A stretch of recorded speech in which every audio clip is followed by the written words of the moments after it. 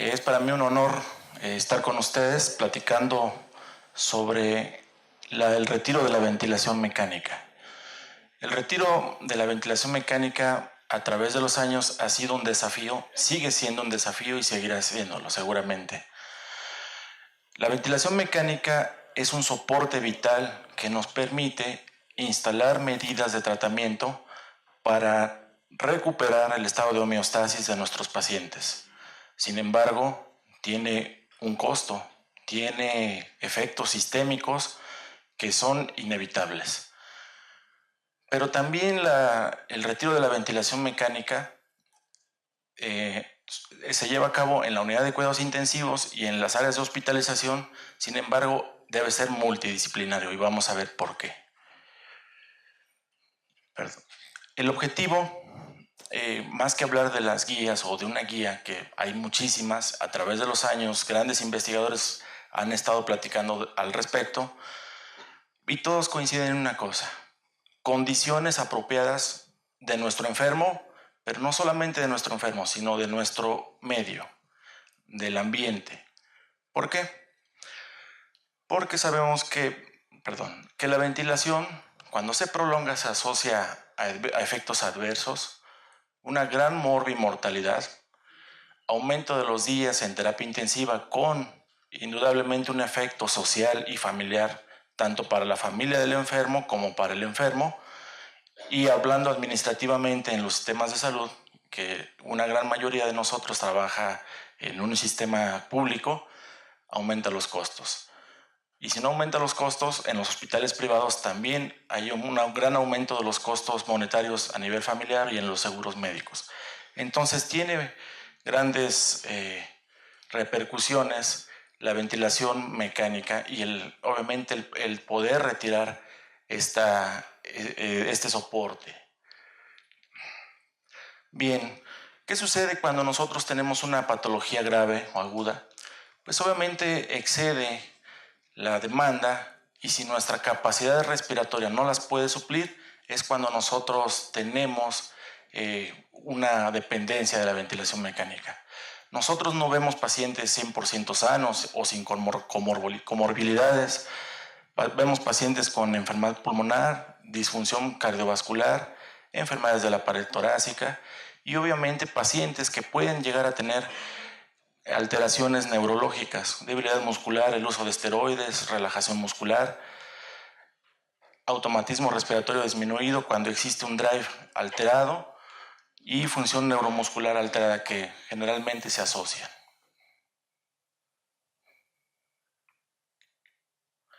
Bien, nosotros podemos clasificar a los enfermos en 3 grupos en base a la complejidad del retiro de la ventilación mecánica. El grupo 1 es lo más frecuente, 65%, y puede no representar un mayor reto. Un destete sencillo, pasa con éxito la prueba de ventilación espontánea y se extuba en el primer intento. Eso no tiene ningún problema. En el grupo 2 y en el grupo 3 es donde aquí radica la importancia de evaluar a nuestros pacientes. El destete difícil requiere hasta 3 pruebas de ventilación espontánea a lo largo de 7 días para lograr el éxito. Y el grupo 3 es un destete prolongado que requiere más de 3 pruebas de respiración espontánea por más de 7 días. Las definiciones: fracaso de destete, no pudo superar o no toleró la prueba de ventilación espontánea o requirió una reintubación y soporte respiratorio o muerte durante las primeras 48 horas de la extubación o del inicio de la prueba de la ventilación espontánea. El éxito: la ausencia de soporte ventilatorio después de 48 horas extubado. La tasa de fracaso en una unidad de cuidados intensivos puede ser en promedio del 13 al 15%, en pacientes neurocríticos 17%. Si nosotros nos vamos a los extremos, si tenemos una tasa de fracaso del 5%, pues esto habla que estamos probablemente retrasando la prueba de ventilación espontánea y la extubación de nuestros pacientes. Si nosotros tenemos una tasa de fracaso del 20-25%, muy probablemente estamos evaluando mal a estos pacientes y estamos precipitando la retirada de este soporte. Aquí la pregunta que nos podemos hacer es: ¿cuándo retirar la ventilación espontánea, de la ventilación mecánica. Cuando nosotros tengamos a un paciente que ya es candidato para una prueba de ventilación espontánea con criterios clínicos, laboratoriales, ventilatorios, y siempre y cuando la causa que condicionó el soporte respiratorio esté resuelta y que no exista ningún factor que impida la prueba de ventilación espontánea. Es en ese momento cuando nosotros vamos a iniciar una prueba de ventilación. Y cuando la suspendemos, aumento de la frecuencia respiratoria, alteraciones de oxígeno, alteraciones hemodinámicas, alteraciones neurológicas. Si nosotros tenemos que suspender la prueba de la ventilación espontánea, nosotros tenemos que preguntarnos, ¿existen pruebas de que tenemos condiciones favorables? Y aquí es donde viene la evaluación multiorgánica y es donde entra el aspecto multidisciplinario.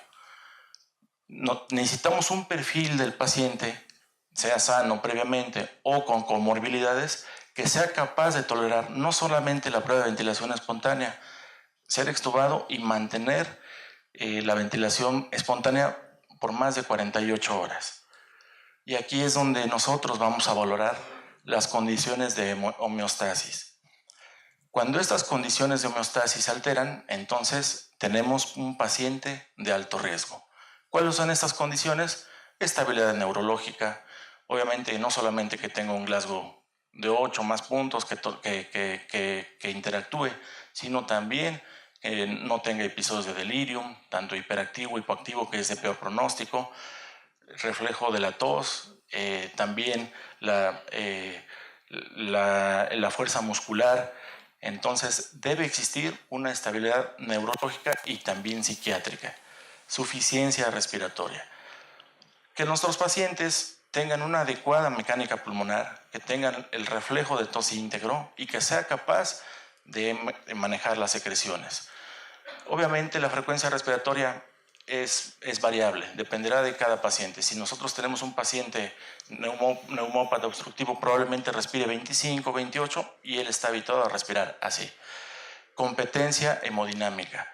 Diversos estudios nos han demostrado que cuando existe un retiro de la ventilación mecánica puede existir disfunción diastólica en diversos grados, que esto al retirar la presión positiva existe redistribución de flujo, alteración de las presiones hidrostáticas y puede condicionar disfunción ventricular o falla cardíaca. Debe tener una competencia hemodinámica. Homeostasis hormonal. Pacientes que tienen eutiroideo enfermo, muchos pacientes evolucionan a eutiroideo enfermo, que generalmente no se trata salvo que tengamos una repercusión clínica importante. Entonces, o hay pacientes que son hipotiroideos o hipotiroideas, que a veces se olvida de la restitución hormonal y eso nos impacta sobre el retiro de la ventilación mecánica. Una paciente que está mal sustituida de la tiroides seguramente va a tener poca fuerza muscular, un reflejo abolido, alteraciones del ciclo sueño-vigilia y vamos a tener una falla. Hidroelectrolítica, muy importante. Nosotros ya tenemos un uso racional de la fluidoterapia. Ahora vamos más a responder de volumen y tenemos muchos parámetros para medir qué tanto volumen. Antes, de manera arbitraria, se usaba como guía cierta cantidad de líquido.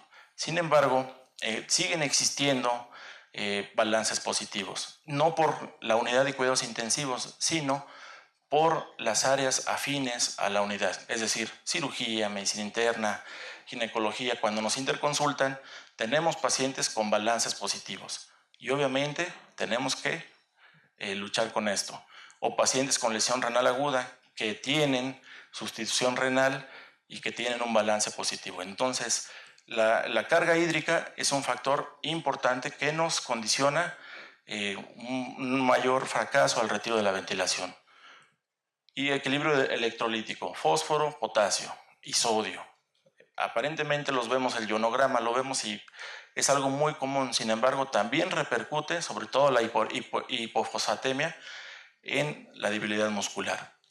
Nutrición, que nosotros tengamos una adecuada terapia nutricional y que al menos se esté en equilibrio con el consumo de nuestros pacientes, pacientes quemados, pacientes con sepsis, hacen que se pierda gran carga muscular y sobre todo que disminuya el volumen del diafragma.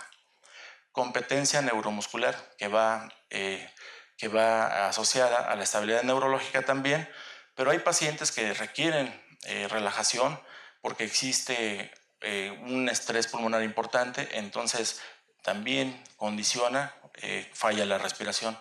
Y lo dejé al último, infecciones. En las terapias intensivas, y de hecho esto es un tema de neumonía asociada a ventilación, las infecciones no nos permiten iniciar en muchas ocasiones un retiro de la ventilación mecánica. Esto es algo que incluso habla de calidad de la terapia. Existe, seguramente todos nos hemos enfrentado a ella, la Acinetobacter baumannii, multidrogo resistente. ¿Cuántas veces no tenemos un paciente neurocrítico que ya la tomografía mejoró, fue intervenido y decidimos que ya podemos iniciar la prueba de ventilación espontánea? Pero resulta que empezó con fiebre, leucocitosis y aquí es donde entra la cuestión multidisciplinaria, tanto del epidemiólogo, el infectólogo y obviamente nosotros como intensivistas. ¿Por qué? Porque si no corregimos este problema del proceso de las infecciones en nuestra unidad, vamos a seguir teniendo efectos adversos en el retiro de la ventilación mecánica. Y entonces esto ya no va más de guía, sino también de calidad en las terapias intensivas. El proceso infeccioso es algo que todavía seguimos enfrentando y es un desafío controlarlo. Si nosotros no logramos llevar a la homeostasis estas variables, tenemos un paciente de riesgo. Es decir, son pacientes especiales que tendremos que analizar en la prueba de ventilación espontánea y muy posiblemente dar un soporte de ventilación no invasiva.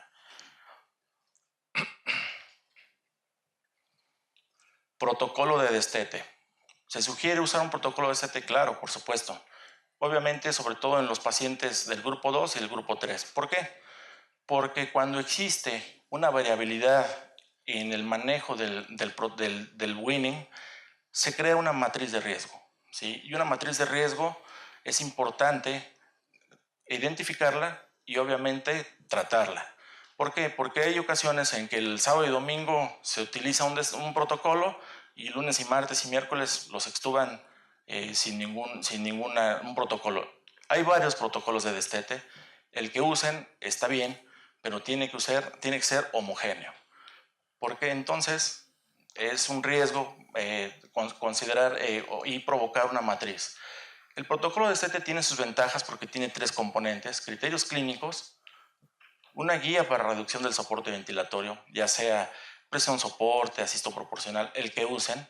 Incluso ya hay sistemas automatizados que en un momento van a hablar de ello, y criterios para extubación programada. Si nosotros usamos un protocolo, existen estudios, si nosotros usamos un protocolo, vamos a tener una cadena de actuación en donde nosotros tenemos el ingreso del paciente, el predestete, la sospecha de que probablemente ya podemos iniciar, sospecha de que ya está resuelto nuestro problema, medición de predictores, protocolo, extubación, ventilación no invasiva en los pacientes de riesgo y en algunas ocasiones egreso o reintubación. Pero ¿por qué es importante este protocolo? Este artículo de inglés nos muestra el uso de un protocolo, cómo puede reducir la duración de la ventilación mecánica y los días de estancia hospitalaria en terapia intensiva. Se analizaron 11 estudios y vieron que existía una heterogeneidad muy importante, en donde no se podía demostrar mortalidad si usaban o no un protocolo, pero sí se demostró la disminución de la ventilación mecánica. Obviamente al disminuir los días de ventilación mecánica se lleva al destete y por lo tanto los días de terapia intensiva también disminuyen. Por eso es importante siempre usar un protocolo para el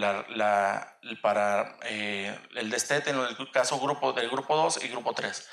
La reducción de la ventilación mecánica del destete podría ser debido a la aplicación consistente de criterios unificados en cada hospital para determinar la preparación para destetar y extubar el paciente en estado crítico. Si se libera la ventilación mecánica, son menos días de terapia intensiva, por supuesto. Pero ahora, ¿existen recomendaciones actuales? Sí, sí existen. Existen ciertas recomendaciones actuales. Apenas salió, bueno, hace un año salió una revisión de la ATS y el CHEST, en donde analizan las recomendaciones a través de un sistema PICO. ¿Qué quiere decir esto?